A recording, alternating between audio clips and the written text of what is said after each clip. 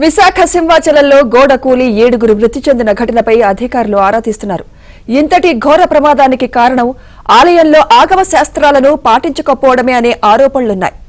అనాదిగా స్వామివారి ఉత్సవ విగ్రహాలను తీసుకువెళ్లే మెట్ల మార్గాన్ని అభివృద్ధి పేరుతో మార్పులు చేసి మూసివేశారని కొందరు అంటున్నారు.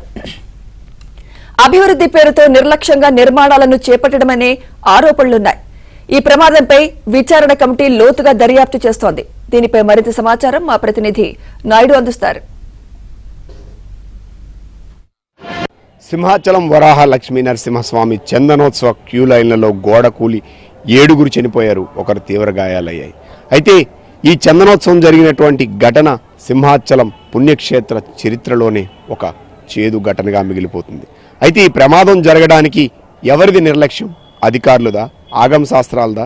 అసలు పొరపాటు జరగడం వెనక ఏం జరిగింది అనే విషయాన్ని ఇప్పుడు ఏబిఎన్ మీకు అందిస్తుంది. ఇప్పుడు ప్రస్తుతం మనం చూస్తున్నటువంటి ప్రాంతం ఏదైతే ఉందో ఈ ప్రాంతంలోనే కింద ఆల్రెడీ ఇక్కడ మనం చూసుకుంటే మనకి రైట్ సైడ్ ఒక ప్రాంతం ఉంది. ఇక్కడే ప్రమాదం జరిగినటువంటి దీన్ని మనం చూడొచ్చు. ఇప్పుడు మనకు కనిపిస్తున్నటువంటి ప్రాంతం, ఈ ప్రాంతం సింహాచలం పుణ్యక్షేత్రం ఆరంభం నుంచి కూడా మెట్ల మార్గం ఇదే. అంటే భక్తులు వచ్చినటువంటి కింద మెట్లు నడుచుకొని వచ్చినటువంటి భక్తులంతా కూడా పైకి వచ్చినప్పుడు ఇప్పుడు మనకి 2 పగోడాల్లా కనిపిస్తున్నాయి. వీటిని జోడు భద్రాలు అంటారు. ఈ జోడు భద్రాలు మధ్య మార్గం గుండానే భక్తులు పైకి వెళ్ళేవాళ్ళు. ఈ పైకి వెళ్ళినటువంటి ఎప్పుడైనా వర్షాలు వచ్చేటప్పుడు ఇప్పుడు మనకి మెట్లు ఏవైతే క్లోజ్ చేసి కనిపిస్తున్నాయో వీటి కింద కూడా ఒక భాగం ఉంది. ఆ భాగాన్ని మీకు ఇప్పుడు మేము చూపిస్తాం. ఆ జోడు భద్రాల నుంచి వచ్చినటువంటి నీరు కావచ్చు, భక్తులు కావచ్చు. ఇప్పుడు ఆల్రెడీ మన కింద ఒక ఖాళీ కనిపిస్తుంది చూసారా. గతంలో ఈ కింద మార్గం నుంచి పైకి వెళ్ళేవాళ్ళు. పైన కూడా కన్వీనియంట్ కోసం ఒక చిన్న మార్గాన్ని అప్పట్లో వేసుకోవడం జరిగింది. కానీ వాస్తవంగా స్వామివారి ఉత్సవ విగ్రహాలు కావచ్చు, స్వామివారి కిందకి దిగాలన్నా ఎప్పుడైనా ఈ మార్గం గుండా దిగేవాళ్ళు కిందకి. ఆ మార్గాన్ని పూర్తిగా నిర్మించేసి పూర్తిగా క్లోజ్ చేసేసి సో డెవలప్మెంట్ పేరుతో ఇప్పుడు ఇక్కడ 2గా టీ జంక్షన్గా, అంటే ఇటువైపు మనం చూడొచ్చు, మనకి లెఫ్ట్లో ఆల్రెడీ పడిపోయినటువంటి గోడ ఏదైతే ఉందో సో అటువైపు మనకి ఇక్కడ రైట్గా ఇటు చూస్తే ఇటు రైట్ వైపు మార్చడం జరిగింది.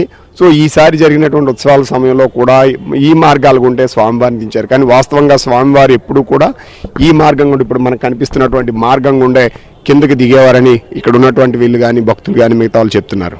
ఆ మార్గానికి 2 వైపులా కూడా 2 సింహద్వారాల్లాగా 2 సింహాలు ఉండే. గతంలో భక్తులు కూడా ఇదే ప్రాంతంలో ఇక్కడికి వచ్చిన తర్వాతే స్వామివారికి ఏదైనా దీపార్చన కానీ ఇవి కానీ ఈ ప్రాంతంలోనే చేసుకునేవాళ్ళు. సో ఇక్కడ కాలక్రమంలో అక్కడే కొబ్బరికాయలు కొట్టి పైకి వెళ్ళేవాళ్ళు. ఇప్పుడు మన వెనక్కి కనిపిస్తున్నటువంటి ఈ మార్గం గుండానే స్వామివారి ఉత్సవాలు కావచ్చు, ఉత్సవ విగ్రహాలు కావచ్చు, భక్తులు కావచ్చు గతంలో వెళ్ళేటువంటి మార్గం ఇదే.